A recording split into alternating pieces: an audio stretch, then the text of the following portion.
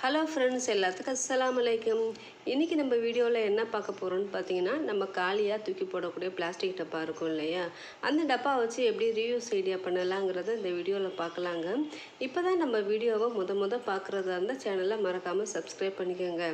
இப்போ வாங்க நம்ம வீடியோக்குள்ளே போகலாம். இப்போ நம்ம பார்க்கக்கூடிய டிப்ஸ் என்னன்னு பார்த்தீங்கன்னா, நம்ம பாலை அடுப்பில் வச்சுட்டு ஒரு சில சமயங்களில் மறந்துட்டு அப்படியே போயிடுவோம். அப்புறம் பார்த்தீங்கன்னா பால் எல்லாம் பொங்கி கீழே ஊற்றிடும். இப்படி பால் பொங்காமல் இருக்க என்ன செய்யலான்னு பார்த்தீங்கன்னா, பால் சட்டிக்கு மேலே ஒரு சின்னதாக ஒரு கரண்டியை வச்சுட்டு நம்ம பால் காய்ச்சும் போது பார்த்தீங்கன்னா பால் கொஞ்சம் கூட கீழே சிந்தாதுங்க. பிடிச்சிருந்தா ட்ரை பண்ணி பாருங்கள். இப்போ அடுத்த டிப்ஸ் பார்க்கலாம். நம்ம சப்பாத்தி அதிகமாக சுட்டு வச்சுட்டோன்னு பார்த்தீங்கன்னா மீதி சப்பாத்தியெல்லாம் காஞ்சு போயிடும் இல்லையா.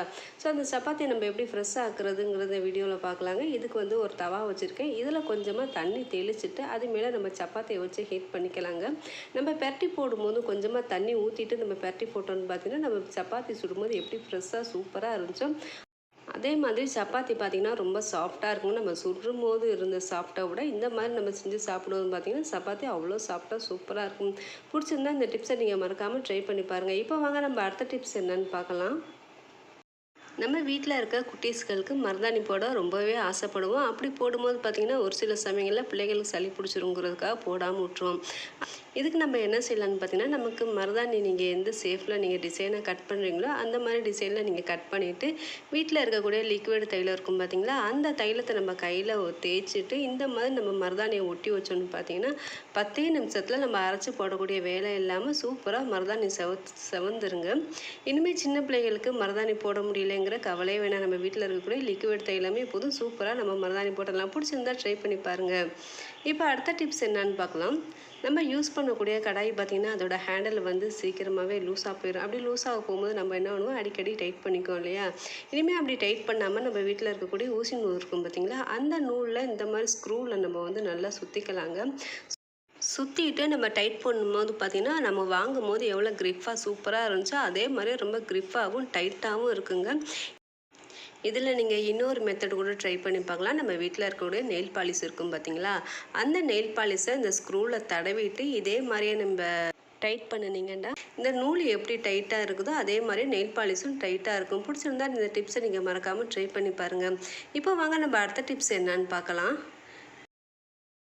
நம்ம எப்போவுமே சாம்பார் வைக்கும்போது பார்த்திங்கன்னா பருப்பு தனியாகவும் காய் தனியாக வேக வைப்போம் பார்த்திங்கன்னா. அப்படி வேக வைக்கும்போது நமக்கு டைமிங் அதிகமாகும், கேஸும் பார்த்திங்கன்னா அதிகமாக செலவாகும். அப்படி செய்யாமல் குவிக்காக சாம்பார் எப்படி வைக்கலாங்கிறது டிப்ஸில் பார்க்கலாங்க. பருப்பை வேக போட்டுட்டு ஒரு கிண்ணத்தில் காய் எடுத்துக்கலாங்க. இதில் நீங்கள் போடக்கூடிய மசாலா எல்லாம் போட்டுட்டு உப்பெல்லாம் போட்டுட்டு இந்த பருப்பு மேலே இந்த கிண்ணத்தை வச்சு இந்த கிண்ணத்தில் கொஞ்சமாக தண்ணி ஊற்றிக்கலாங்க. ஊற்றிட்டு நம்ம குக்கர் போட்டு விசில் விட்டு எடுத்தோன்னு பார்த்திங்கன்னா பருப்பு வேகிற அளவுக்கு இந்த காய்களும் பார்த்திங்கன்னா சரியாக வெந்துருங்க. இந்த மாதிரி செய்யும்போது பார்த்திங்கன்னா நமக்கு கேஸ் ரொம்பவுமே மிச்சமாகும். வேலையும் பார்த்திங்கன்னா ரொம்ப ஈஸியாகவே முடிஞ்சிடும். பருப்பு பார்த்திங்கன்னா சரியாக வெந்துருச்சு. இப்போ அடுத்து ஒரு ரெசிபி வீடியோ பார்க்கலாங்க. இது பன்னீரில் செய்யக்கூடிய ரெசிபி. இது செய்கிறதுக்கு ஒரு பவுலில் 2 டீஸ்பூன் கார்ன்ஃப்ளவர் மாவு, 2 டீஸ்பூன் மைதா மாவு, 1 டீஸ்பூன் கடலை மாவு, 1 டீஸ்பூன் அளவு காஷ்மீரி மிளகாய்த்தூள், 1 டீஸ்பூன் இஞ்சி பூண்டு பேஸ்ட், தேவையான அளவு உப்பு, கொஞ்சமாக இது கூட வாட்டர் ஆட் பண்ணி நல்லா மிக்ஸ் பண்ணிக்கோங்க. இப்போ இது கூட நம்ம கட் பண்ணி வச்சுருக்க பன்னீரையும் சேர்த்து கொஞ்சமாக தண்ணி ஆட் பண்ணி மிக்ஸ் பண்ணிக்கோங்க.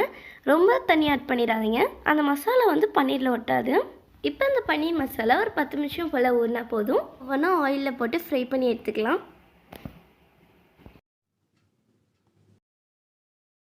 இப்போ இது எல்லாத்தையுமே ஒரு பிளேட்டுக்கு மாற்றிடலாம்.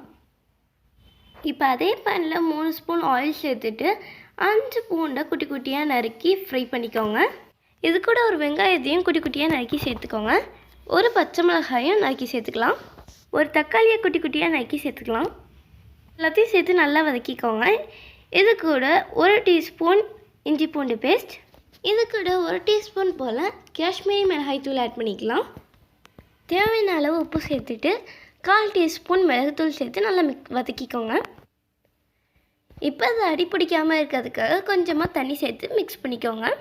இப்போ நம்ம மசாலா எல்லாமே நல்லா வதங்கினதும் இது கூட நம்ம ஃப்ரை பண்ணி வச்சுருந்தா பன்னீர் சேர்த்துக்கலாம். இதுக்கு மேலே கொஞ்சமாக கொத்தமல்லியும் கருவேப்பிலையும் கட் பண்ணிட்டு சேர்த்துக்கலாம். சேர்த்தோடனே நல்லா மிக்ஸ் பண்ணிக்கோங்க. நல்லா டேஸ்டியான சூப்பரான ரொம்ப குயிக்காக செய்யக்கூடிய மிரப்பக்காயா பன்னீர் ரெடி. ஒரு சில சமயங்களில் நமக்கு வந்து இஞ்சி ரொம்ப மலிவாக விற்கும் இல்லையா, அந்த டைமிங்கில் நம்ம வந்து இஞ்சியை கொஞ்சம் அதிகமாக வாங்கிக்கலாங்க.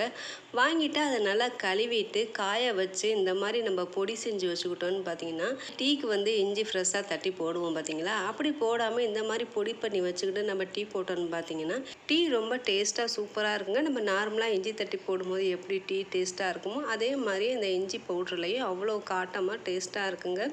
இனிமேல் இஞ்சி மலிவாக விற்றுச்சுன்னா நம்ம வந்து ஃப்ரிட்ஜில் ஸ்டோர் பண்ணாமல் இந்த மாதிரி காய வச்சு நம்ம பவுட்ரு பண்ணி வச்சுக்கிட்டோம்னா ரொம்ப நாள் கெட்டு போகாமல் சூப்பராக இருக்கும். இப்போ அடுத்த டிப்ஸ் என்னென்னு பார்க்கலாம். நம்ம வீட்டில் பெருங்காயத்தூள் டப்பாலாம் காலியாச்சுன்னா என்ன செய்வோம், தூக்கி போட்டுருவோம் இல்லையா.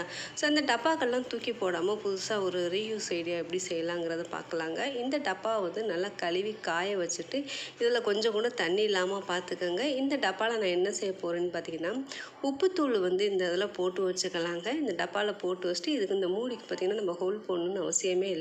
இதில் ஹோலில் நமக்கு அதிகமாகவே கொடுத்துருப்பாங்க. நம்ம உப்பு யூஸ் பண்ணும்போது பார்த்திங்கன்னா நமக்கு ரொம்பவுமே ஈஸியாக இருக்குங்க, ரொம்ப யூஸ்ஃபுல்லாக இருக்குங்க. நம்ம வந்து அதிகமாக உப்பு வேணும்டா அந்த சைடும், கொஞ்சமாக வேணும்டா இந்த சைடு வந்து 2 சைடுமே நம்ம வந்து மாற்றி கொட்டிக்கலாங்க. இப்போ அடுத்த டிப்ஸ் என்னென்னு பார்க்கலாம்.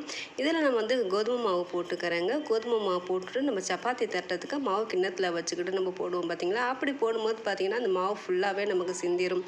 இந்த மாதிரி பாக்ஸில் போட்டுட்டு நம்ம சப்பாத்தி தட்டும் போது பார்த்திங்கன்னா நமக்கு வந்து மாவு சிந்தாமல் சூப்பராக இருக்குங்க. பிடிச்சிருந்தா இந்த டிப்ஸை நீங்கள் மறக்காமல் ட்ரை பண்ணி பாருங்கள். இவ்வளோ நேரம் என் வீடியோவை பொறுமையாக பார்த்தவங்க எல்லாத்துக்கும் ரொம்ப ரொம்ப தேங்க்ஸ். தேங்க்யூ ஃபார் வாட்சிங். அஸ்ஸலாமு அலைக்கும்.